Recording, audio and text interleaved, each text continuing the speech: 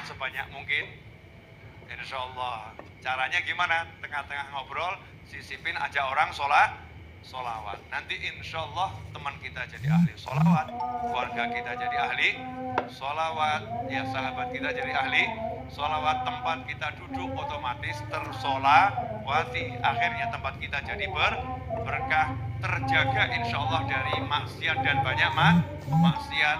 Bismillahirrahmanirrahim. Rabbi shrah li sadri wa yassir li amri wahlul 'uqdatam min lisani yafqahu qawli. Allahumma shalli ala sayyidina Muhammad wa ala ali sayyidina Muhammad. Assalamualaikum warahmatullahi wabarakatuh. Halo teman-teman, jumpa lagi di channel YouTube Finasweet. Nah, di sini saya akan membacakan testimoni keajaiban sholawat munjiat ya, subhanallah. Ini kisah nyata berkah mengamalkan sholawat munjiat ya, subhanallah. Testimoni keajaiban sholawat Nabi, testimoni keajaiban sholawat munjiat, testimoni keajaiban sholawat Jibril, dan testimoni keajaiban sholawat yang lainnya ya, subhanallah. Berkah mengamalkan sholawat munjiat 100 kali setiap harinya ya, dan membaca sholawat Jibril 25.000 kali, subhanallah. Beliau mendapatkan keajaiban lunas hutang sekitar 400 jutaan ya, dan dikasih hadiah uang 80 juta. Beliau tuh kaget ya. Mungkin ini yang dinamakan dengan keajaiban sholawat, karena beliau tuh termotivasi dari videonya Mbak Melisa dan videonya Ustadz Muklis Marsha. Baik, di sini saya akan lanjut membacakan testimoni keajaiban sholawat munjiat, sholawat Jibril, dan doa Nabi Yunus. Baik, di sini saya akan lanjut membacakan testimoni keajaiban sholawatnya ya. Assalamualaikum Mbak Vina, nama saya Dia. Saya memiliki amanah hutang riba. Dulu pas waktu corona itu kan kayak pemasukan, rezeki ataupun uang itu kan terbatas ya. Saya seorang ibu rumah tangga yang terjerat hutang 400 juta. Nah, pasti suami kaget ya. Saya seorang ibu rumah tangga, nggak berpenghasilan, tapi hutangnya sampai 400 jutaan. Nah, disitulah awal mula musibah menerpa saya, Mbak Vina. Nah, di situ karena COVID Corona di saat tahun 2021 ya kalau nggak salah, Mbak Vina. Nah, Corona kan masih ada ya 2021 itu. Saya itu tergiur dengan hutang riba. Awalnya tuh memang nggak 400 juta. Awalnya cuma sedikit, sekitar 1 juta. Nanti hutang lagi di hutang riba, 1 juta lagi. Nanti hutang lagi gitu, nambah lagi ya untuk tutup lubang kali lubang. Awalnya hutang 1 juta jadi 5 juta gitu. Awalnya hutangnya 5 juta jadi 10 juta gitu.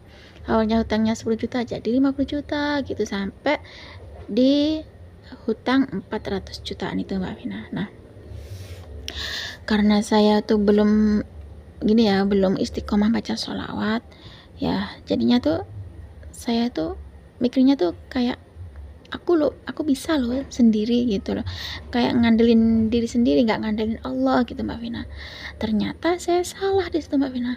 Kenapa saya ngandelin diri sendiri, seolah-olah itu aku tuh mampu, aku tuh bisa, padahal tanpa kekuatan dari Allah, tanpa rahmat Allah, aku tuh ternyata lemah.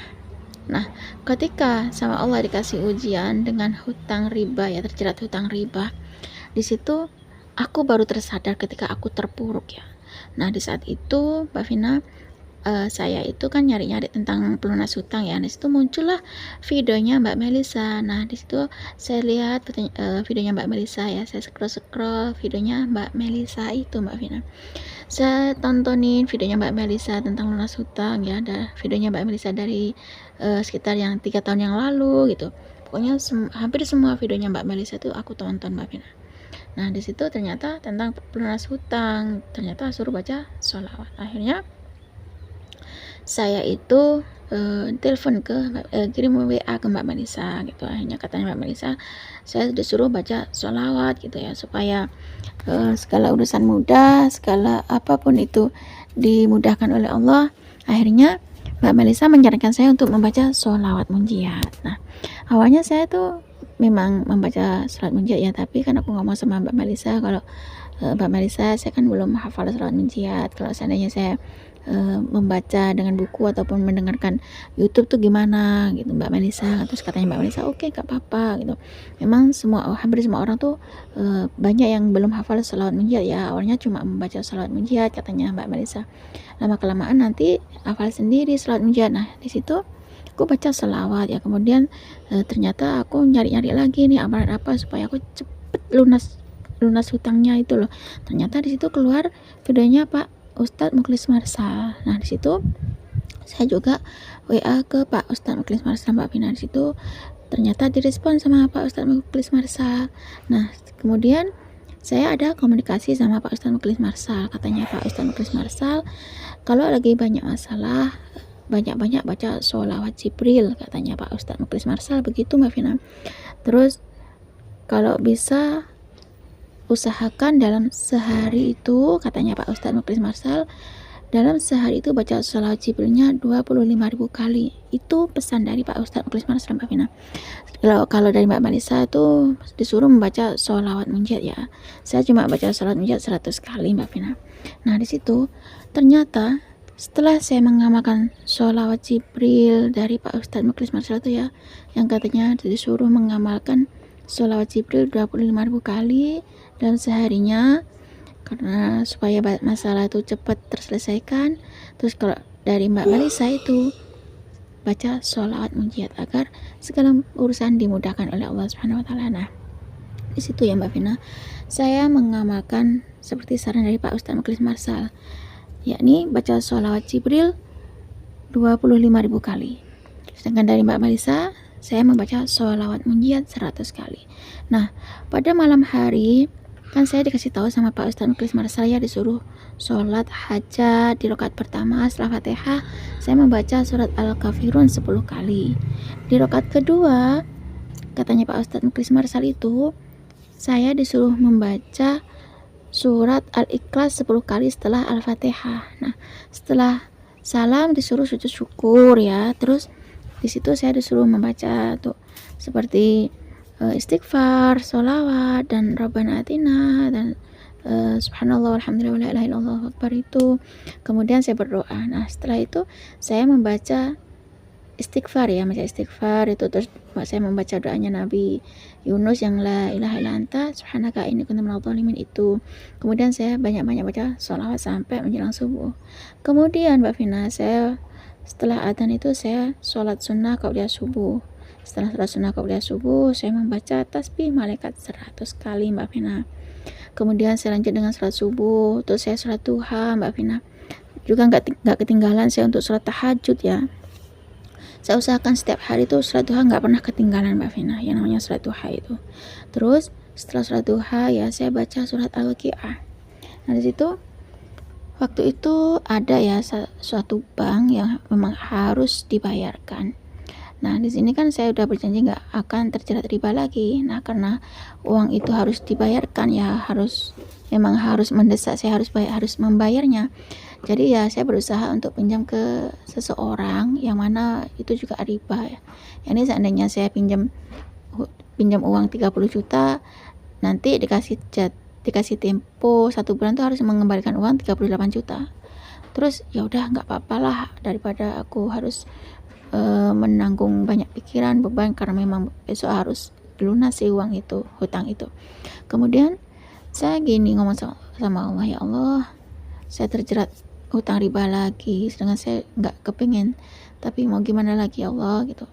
Minta maaf ya Allah, saya minta ampun ya Allah gitu. Nah, ternyata keesokan harinya si pemilik uang yang riba itu, yang seharusnya saya mau utang 30 juta dan harus mengembalikan 38 juta itu, ternyata katanya beliau yang punya uang tuh dibatalkan karena uangnya ada musibah gitu.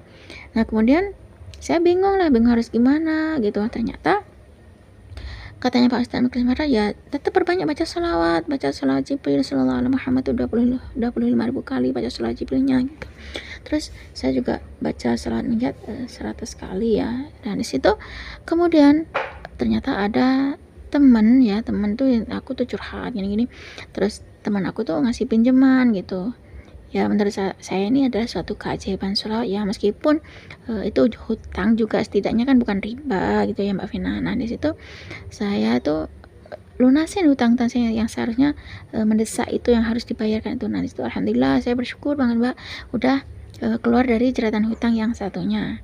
Nah kemudian ada lagi yang hutang yang harus benar-benar harus dibayar Mbak Vina. Nah di situ aku juga udah kebingungan ya harus kemana gitu.